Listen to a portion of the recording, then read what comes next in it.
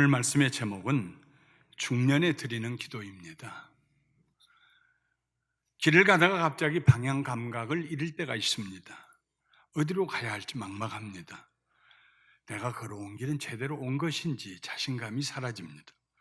인생을 살다가 중년에 이런 일이 일어납니다. 모든 어려움은 꼭 함께 같은 마당에서 일어납니다. 나 스스로도 삶에 대한 확신이 없는데 원수들까지 힘을 합해서 나를 대적합니다. 갑자기 나 혼자라는 생각이 듭니다. 시편 102편을 지은 시인이 그런 경험을 했습니다. 시인은 그의 괴로움을 하나님께 하소연합니다. 너무 괴로워서 음식 맛도 잃어버렸다고 하소연합니다. 입안에 들어간 음식물이 모래알 같습니다. 그의 마음에 생기가 사라지고 풀처럼 시들고 말라져 갑니다. 끙끙 앓으며 탄식하다 보니 체중은 줄고 살은 뼈에 붙었습니다. 고난으로 인하여 시인의 몸이 망가졌습니다. 그의 날은 연기처럼 사라져가고 그의 뼈는 수처럼 타들어갔습니다. 시인은 괴로움뿐만 아니라 외로움도 호소하고 있습니다.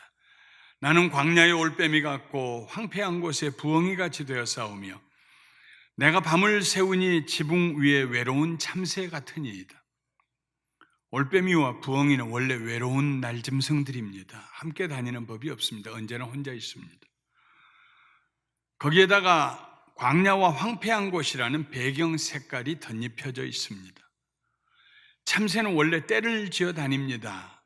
저녁이면 반드시 처마 밑에 있는 집이나 나무 가지 사이에 들어갑니다. 그런데 시인은 지붕 위에 홀로 남아 밤을 지새우는 참새 같다고 자기의 처지를 비유합니다. 시인에게는 원수들이 있었습니다. 그 원수들이 종일토록 시인을 비방했습니다. 흉을 보고 저주하고 일말에 변명하는 말도 하지 못하도록 다그쳤습니다. 그들은 시인을 망가뜨리려고 미친 듯이 날뛰었습니다. 시인을 가만두지 않겠다고 서로 맹세했습니다. 그러나 그럴 만한 잘못을 시인이 저지른 것은 아닙니다. 이 시인에게 괴로움과 외로움과 두려움이라고 하는 감정의 삼중고가 밀려왔습니다. 감당할 수가 없었습니다. 불탄 재를 양식으로 삼고 눈물 섞인 물을 마셨습니다. 고통을 견디지 못한 시인은 하나님 앞에 원망을 토로합니다. 주의 분노와 진노로 말미암음이라. 주께서 나를 들어서 던지셨나이다. 내 날이 기울어지는 그림자 같고 내가 풀에 시들어짐 같으니이다. 시편 102편 10절과 11절 말씀입니다. 마치 강렬한 회오리 바람이 사람을 들어다가 계곡에 집어 던지듯이 하나님께서 자기를 던지셨다고 원망합니다. 하나님을 믿지 않는 사람, 하나님을 시인하지 않는 사람들은 이런 원망조차도 못합니다. 자기가 운이 나빴다고 그러죠. 잘못 타고났다고 생각하죠. 그러나 하나님을 믿는 사람들은, 하나님의 계심을 인정하는 사람들은 견딜 수 없을 때 하나님 나 이렇게 집어 던지셨죠. 하나님께 원망 섞인 말을 할지라도 적어도 그에게는 하나님이 있는 사람입니다. 하나님의 절대 주권을 인정하는 사람입니다. 하나님을 전적으로 신뢰하는 성도들만이 극심한 곤란의 때에 이런 느낌을 가지게 됩니다. 하나님께서 허락하지 않으시면 절대로 그런 일이 나에게 일어날 수 없다고 생각하기 때문입니다. 시인은 하나님께서 불의하시다고 비난하지 않았습니다. 하나님 잘못이에요. 하나님 생각 잘못했어요. 하나님 틀렸어요. 그러지는 않았습니다. 비록 하나님의 절대 주권 아래에서 나에게 그런 일이 일어났을지라도, 내가 집어 던짐과 같은 느낌을 받았을지라도 하나님 자신은 선하신 분이라고 고백했습니다. 영원하신 하나님, 긍휼히 여기신 하나님, 기회만 있으시면 은혜를 베푸신 하나님이라고 고백했습니다. 시편 102편 12절부터 14절에 시인은 이렇게 노래합니다. 여호와여, 주는 영원히 계시고 주에 대한 기억은 대대에 이르리이다. 주께서 일어나사 시온을 긍휼히 여기시리니 지금은 그에게 은혜를 베푸실 때라. 정한 기한이 다가오미니이다. 주의 종들이 시온의 돌들을 즐거워하며 그의 티끌도 은혜를 받나이다. 돌들뿐만 아니라 시온에 있는 돌들뿐만 아니라 돌 옆에 있는 티끌들까지도 하나님의 은혜를 받습니다. 땅의 티끌에게까지도 은혜를 베푸시는 하나님. 시인은 말할 수 없는 고난 가운데서도 그 은혜의 하나님을 바라보기 시작합니다. 관점을 바꾸고 나니 새로운 장면들이 눈에 들어왔습니다.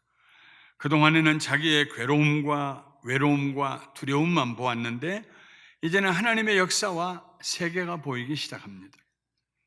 15절부터 17절에 이에 문나라가 여호와의 이름을 경외하며 이 땅의 모든 왕들이 주의 영광을 경외하리니 여호와께서 시온을 건설하시고 그의 영광 중에 나타내셨습니다.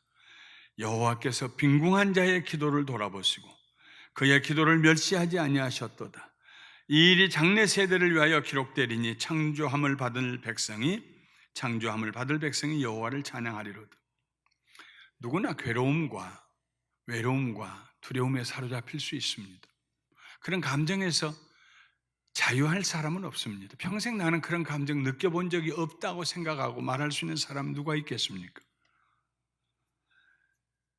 뿐만 아니라 자신의 괴로움과 외로움과 두려움이 이 세상에서 가장 크다고 생각합니다.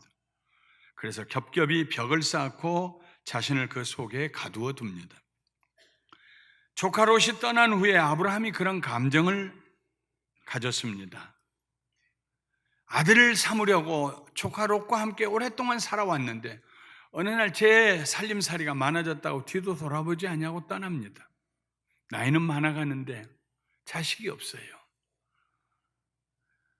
집을 떠나는 조카를 보면서 얼마나 괴로웠겠습니까? 얼마나 허무했겠습니까? 얼마나 상실했겠습니까? 외로웠겠습니까? 그래도 그거 젊은 조카 의지하고 살았는데 내가 이제 누구 의지하고 사나? 그의 마음에 두려움이 엄습했을지 모릅니다. 하나님께서 아브라함의 감정을 아셨어요. 하나님은 빈궁한 자의, 궁핍한 자의 기도를 들으십니다.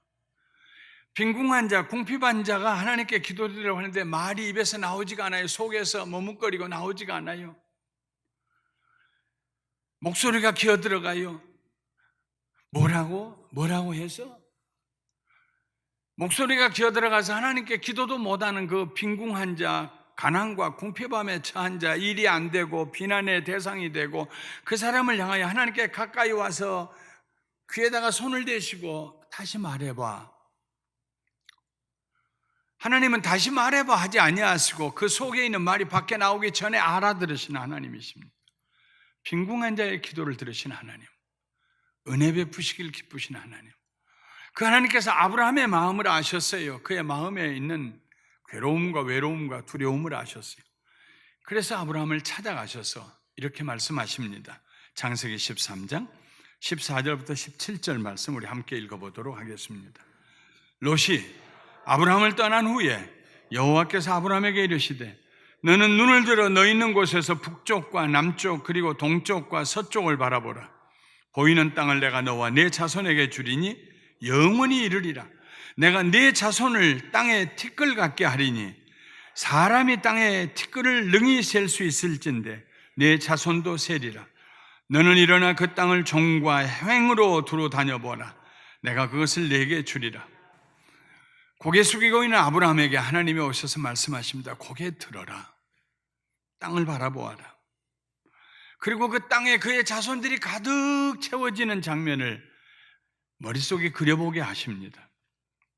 인식체계의 대전환입니다. 패러다임 시프트. 나는 가진 것이 없다로부터 나는 부족함이 없다로의 대전환입니다. 나는 괴롭고 외롭고 두렵다로부터 나는 항상 기쁘고 범사에 감사하며 모든 일에 넉넉히 이길 수 있다는 자신감으로의 대전환입니다. 나는 혼자다라는 궁핍의식으로부터 내 자손이 헤아릴 수 없이 많다는 부여의식으로의 대전환이었습니다. 하나님께서는 그가 사랑하는 사람들을 만나서 반드시 생각을 바꿔주십니다. 환경을 바꾸시기 전에 생각을 바꿔주십니다. 이 시인은 세상을 지으시고 역사 속에 자신을 나타내시는 하나님을 바라보기 시작했습니다. 그 하나님은 못나고 가난한 사람의 기도를 멸시하지 않으시고 귀를 기울여 들으시는 분이십니다. 그래서 이 세상 모든 사람들이 하나님을 찬양하게 됩니다. 시인의 사고에 대전환이 일어났습니다. 시인은 눈을 들어서 하나님이 계신 곳을 바라봅니다. 백이편 19절부터 22절에 여호와께서 그의 높은 성소에서 굽어보시며 하늘에서 땅을 살펴보셨으니 이는 갇힌 자의 탄식을 들으시며 죽이기로 정한 자를 해방하사 여호와의 이름을 시온에서 그 영예를 예루살렘에서 선포하게 하려 하십니다. 그때 민족들과 나라들이 함께 모여 여호와를 섬기리로다. 하나님께서 높은 곳에 좌정하고 계십니다. 몸을 굽혀서 땅에서 일어나는 사건들을 내려다보시며 관영하십니다. 악한 자들을 선한 자들로부터 밀어내십니다. 더 이상 건드리지 말아라. 갇힌 자들의 탄식을 들어주십니다. 죽어야 할 자들을 해방시켜 살게 하십니다. 그리하여 이 세상에 오직 한 분뿐이신 여호와 하나님의 이름과 그 영광을 선포하십니다. 시인은 모든 나라와 민족이 하나님의 손안에 있음을 깨닫게 됩니다. 모든 민족이 각각 자기들의 언어로 하나님을 찬양하는 모습을 보게 됩니다. 자신의 괴로움과 외로움과 두려움에서 시작한 이 시인의 영적 여정, 스피리추얼 저니는 마침내 천국에 이르게 됩니다. 세상 사람들이 볼 수 없는 천상의 일들을 보기 시작합니다. 거룩한 높은 성소에 앉아 계신 하나님을 보게 됩니다. 너무 황홀했습니다. 잠시 자기가 어떤 형편에 있는가를 잊어버렸습니다. 그러다가 어느 순간 그는 다시 세상으로 돌아옵니다. 그리고 몹시 초라한 모습으로 중년을 지나고 있는 자기 자신을 보게 됩니다. 중년은 자기 힘에도 한계가 있음을 진지하게 깨닫는 연령대입니다. 나로서 할 수 없는 일이 있구나. 자식 문제 내 마음대로 안 되는구나. 건강도 내 마음대로 안 되는구나. 경제적인 계획도 내 마음대로 안 되는구나. 사랑과 관계도 내 마음대로 안 되는구나. 부부 사이도 내 마음대로 안 되는구나. 이게 중년입니다. 백이편 23절에 시인은 말합니다. 그가 내 힘을 중도에 쇠약하게 하시며, 중년은 인생이 쇠약하게 되는 때입니다. 내 날을 짧게 하셨도다. 중년의 때가 오면은 그때부터는 남은 세월이 그렇게 짧게 보일 수가 없어요. 신속하게 지나가요. 시인이 지극히 높은 곳에 계신 하나님을 배웠다고 해서 그의 삶에 특별한 변화가 즉시로 일어난 것은 아닙니다. 여전히 괴롭고 여전히 외롭고 여전히 두렵습니다. 중년의 위기가 여전히 거기 도사리고 있습니다. 그런데 단 한 가지의 변화가 일어났습니다. 그것은 관점의 변화입니다. 자신의 형편과 무력함을 보던 눈을 돌려서 살아계신 하나님을 보기 시작한 관점의 변화입니다.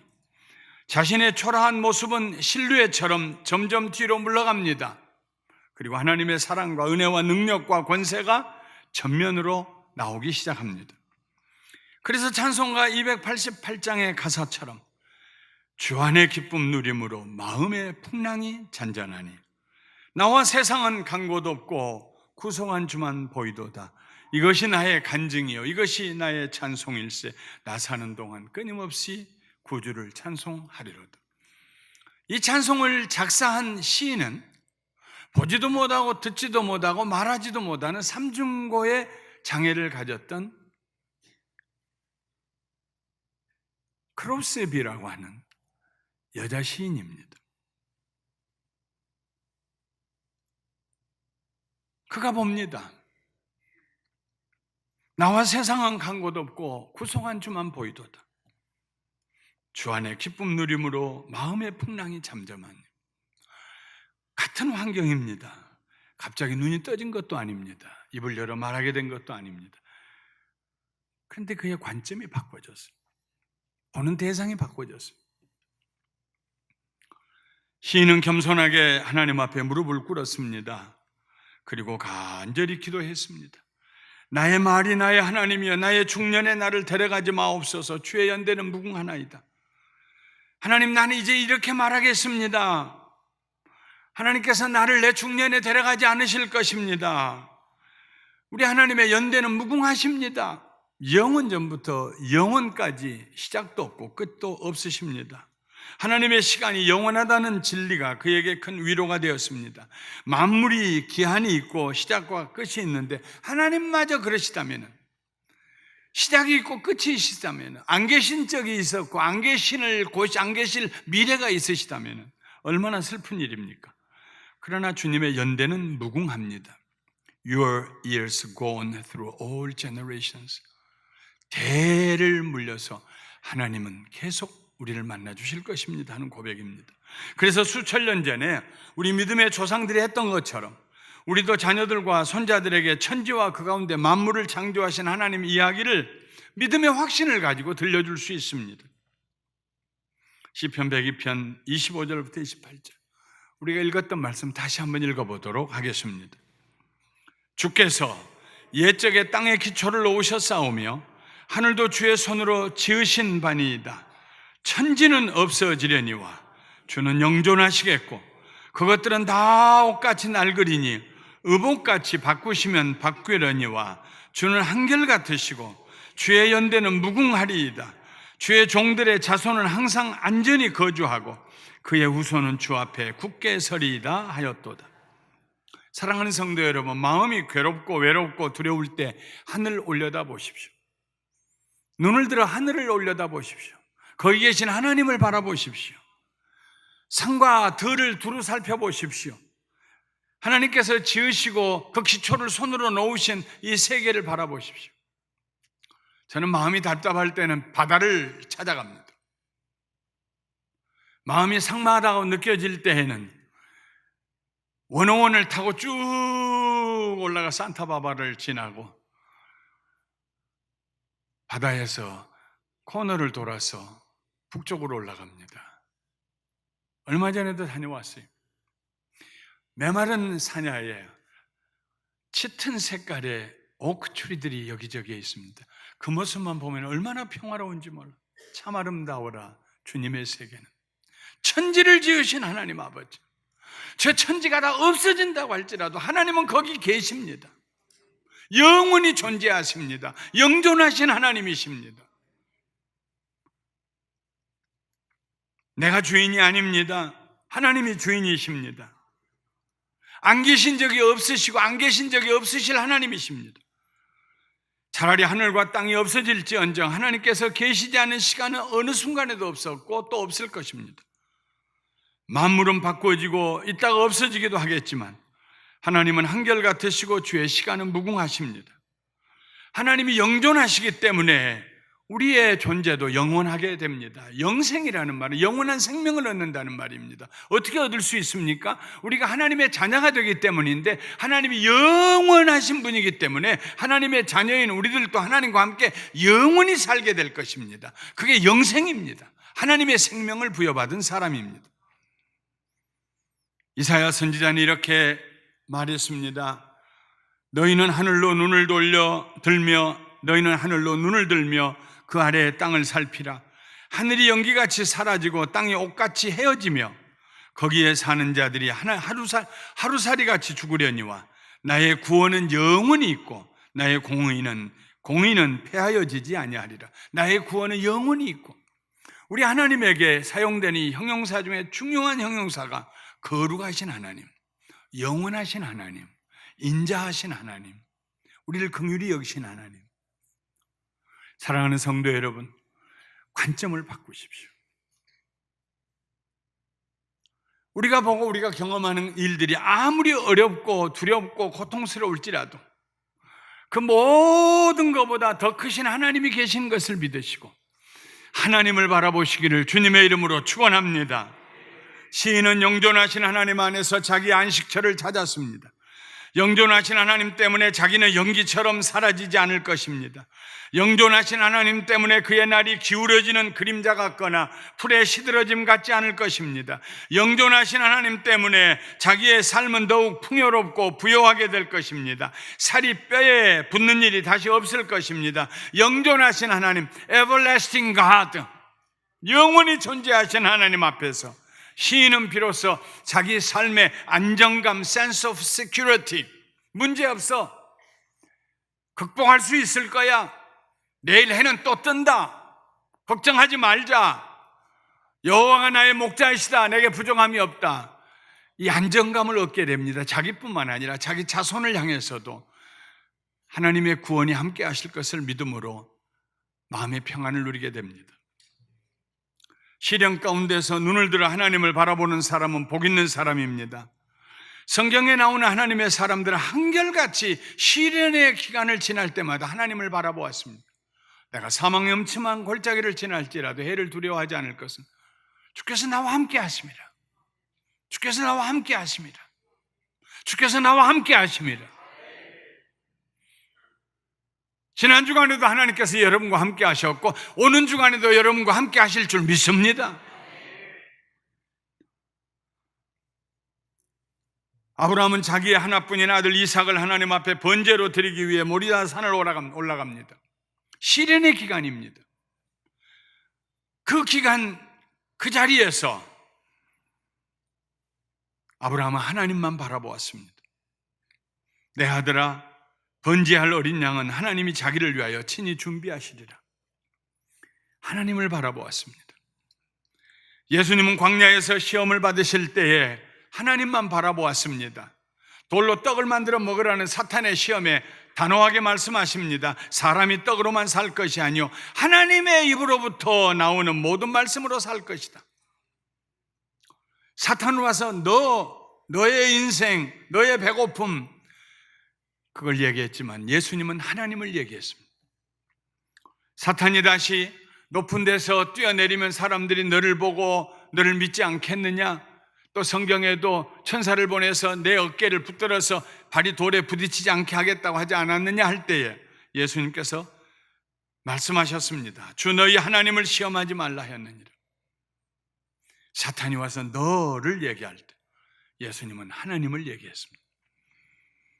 내 앞에 아무도 안 보는데 한 번만 절하면 내게 주어진 모든 걸 다 주겠다고 사탄이 말할 때에도 주 너희 하나님께 경배하고 다만 그를 섬기라 하였느니라 했습니다. 너에게 내가 주리라? 아니다. 내가 중요한 게 아니다. 하나님만 섬기라. 나를 보면은요, 내가 중심이 되면은요, 헤어날 길이 없습니다. 원망에서 벗어날 길이 없어. 평생을 살아도 원망에서 벗어나지 못합니다. 내가 중심이 되면. 사랑하는 성도 여러분, 나라는 감옥에서 나와서 하나님께로 나가시기를 주님의 이름으로 축원합니다. 괴로움과 외로움과 두려움 가운데 있던 시인, 살이 말라서 말라 비틀어져서 뼈에 붙는 것 같은 고통을 당했던 시인, 지붕 위에서 밤새도록 이슬을 맞고 두려워 떠는 참새와 같이 외로운 시인, 원수들이 그로 하여금 변명하는 말도 못하게 하고 구석에 몰아붙이는 그 두려움 가운데 있었던 시인, 하나님께서 그 시인의 눈을 떠서 보게 하십니다. 하늘에 계신 하나님을 보게 하십니다. 인자하시고 긍휼히 여기신 하나님, 티끌에게도 은혜를 베푸신 하나님. 그리고 그는 자기 자신을 다시 봅니다. 관점이 달라졌습니다. 하나님을 보게 됩니다. 하나님의 은혜를 통해서 자기를 보게 됩니다. 바울도 그렇게 주님을 바라보았습니다. 우리가 살아도 주를 위하여 살고 죽어도 주를 위하여 죽나니 그러므로 사나 죽으나 우리가 주의 것이로다. 사나 죽으나, 순교가 가까이 오는 것을 알면서도 사나 죽으나 나는 주의 것이다. 그 믿음으로 그런 담대하게 시련을 극복하고 마침내 순교의 자리에서도 위대한 승리를 했습니다. 시인은 현실 속에서 영존하신 하나님을 바라봅니다. 사모합니다. 그래서 괴로움과 외로움과 두려움을 극복합니다. 그의 영혼이 다시 소생되기 시작합니다. 이사야서 40장 30절부터 31절에 있는 말씀을 경험하기 시작합니다. 소년이라도 피곤하며 곤비하며 장정이라도 넘어지며 쓰러지되 오직 여호와를 앙망하는 자는 새 힘을 얻으리니 독수리가 날개 치며 올라감 같을 것이요 다른 박질하여도 곤비하지 아니하겠고 걸어가도 피곤하지 아니하리라. 말씀을 마치겠습니다. 인생의 중년은 특별히 기도가 더 필요한 때입니다. 자기 능력의 한계를 절감하는 시절이기 때문입니다. 먼저 눈을 들어 하나님의 보좌를 바라보십시오. 창조주 하나님, 영존하신 하나님, 한결같으신 하나님, 티끌에게조차도 은혜를 베푸신 하나님을 바라보십시오. 생각의 대전환을 일으키십시오. 하나님을 찾는 사람은 반드시 만나게 됩니다. 영존하신 하나님께서 그를 찾는 자에게 상을 주십니다. 반드시. 영존하신 하나님은 계시지 않는 시간이 없습니다. 계시지 않는 장소가 없습니다. 우리를 구원하신 일에 한 번도 우리를 떠나신 적이 없습니다. 가끔 우리가 세상 일에 한눈이 팔려서 하나님을 잊고 지냈을 뿐입니다. 사랑하는 성도 여러분, 영존하신 하나님 앞에 나가십시다. 그리고 시인처럼 기도하십시다. 여호와여, 내 기도를 들으시고 나의 부르짖음을 주께 상달하게 하소서. 나의 괴로운 날에 주의 얼굴을 내게서 숨기지 마소서. 주의 귀를 내게 기울이사 내가 부르짖는 날에 속히 내게 응답하소서. 여러분의 부르짖는 기도에 하나님이 응답하여 주시기를 주님의 이름으로 축원합니다. 축원합니다. 축원합니다.